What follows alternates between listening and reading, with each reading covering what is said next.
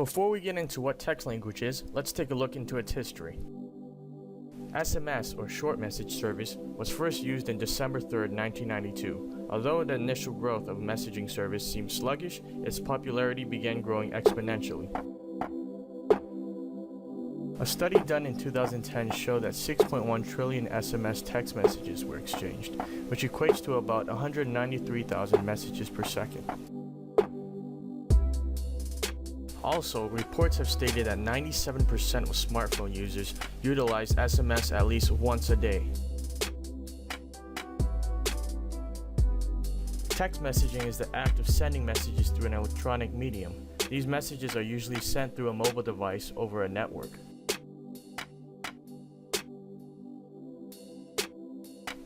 In the changing environment, people began altering the way they type to suit the new speed-oriented culture.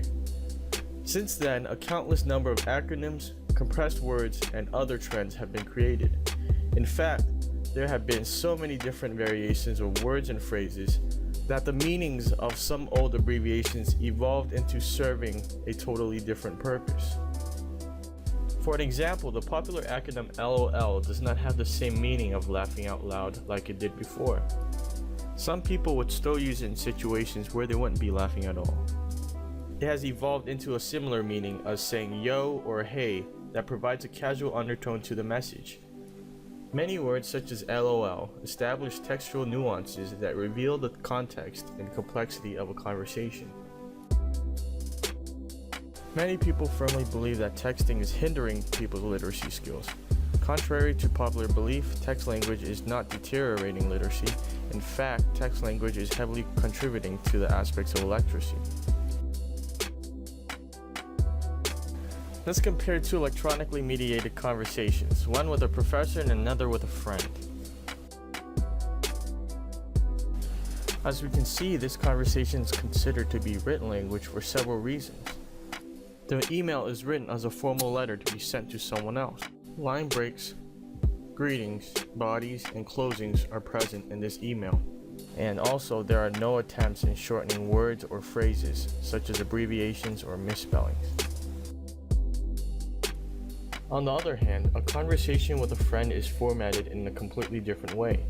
This interaction is considered to be an example of digitally mediated spoken language.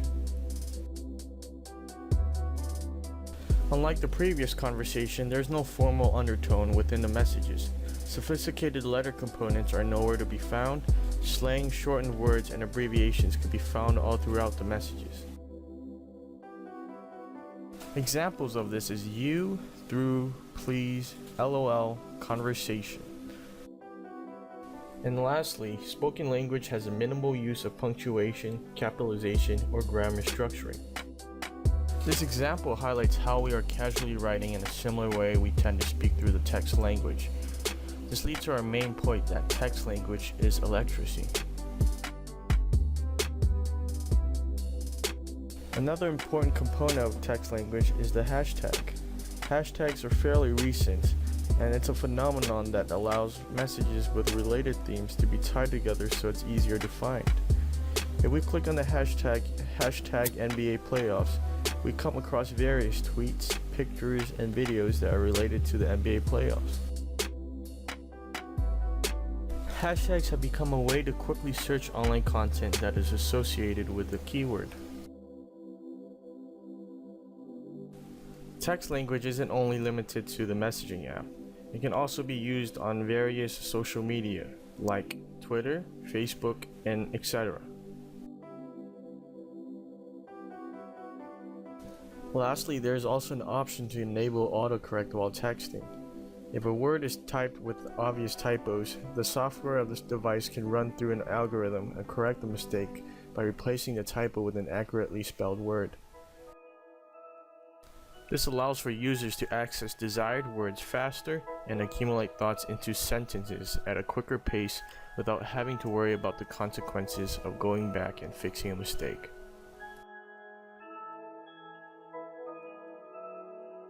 Now let's look at illiteracy itself. To connect text language to illiteracy, we must first ask the following question: what is illiteracy? In the history of human culture, there are but three apparatuses: orality, literacy, and now electracy. These are the words of Gregory Ulmer, who is a professor of digital literature at the University of Florida. He believes that we're undergoing a monumental societal change from literacy toward a world filled with electronic media. Basically, literacy is the idea of being literate and fluent in a digitally mediated world. Literacy is thought to be a social machine, partly technological, partly institutional. The use of text language is propelling us through a blazingly fast social world. We are encouraged to utilize many different methods and techniques that transfer thoughts and messages more quickly, which make communication much more efficient. These techniques include abbreviations, word shortening, and slang. Also, the reduced utilization of punctuation, capitalization, and grammar structures result in a speedier exchange of thoughts. Because of texting, we've moved beyond the language literacy model when we're trying to make sense of our experience in the world. It develops a whole new apparatus of electracy. It is not a digital extension of literacy, as people who have skills of texting still retain their ability to read and write in a professional fashion for things like essays. Texting and writing are in their own separate realms. Texting is done more so playfully as entertainment, not in any professional manner. It exploits the full communicative potential of new electronic media. Having the skill to text does not prevent the skills of writing. Both of them can go hand in hand, like having skills of speaking two languages, being able to switch between both. More people are introduced to the internet at a young age and are using that as an institution. Having it revolve around the internet creates a new way of learning instead of the traditional way we're used to learning on the blackboard in school, where we have to follow rules and etc. With texting, there's no proper, correct, or educated way of writing a message. Texting is natural and casual. Most people don't pay attention to structure and conventions when having conversations, so all of that is thrown out of the window for texting. People are now saving the time to type out an extra key, no longer having to press shift to capitalize a name or the beginning of a sentence.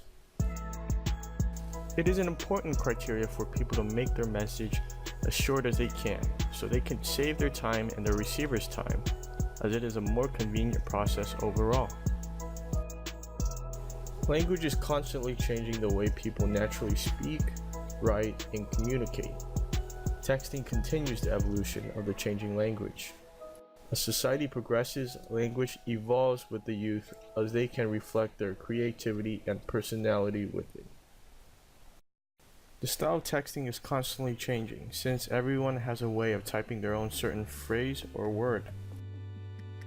There is no specific format to follow as long as the other person receiving the message understands what you're trying to say.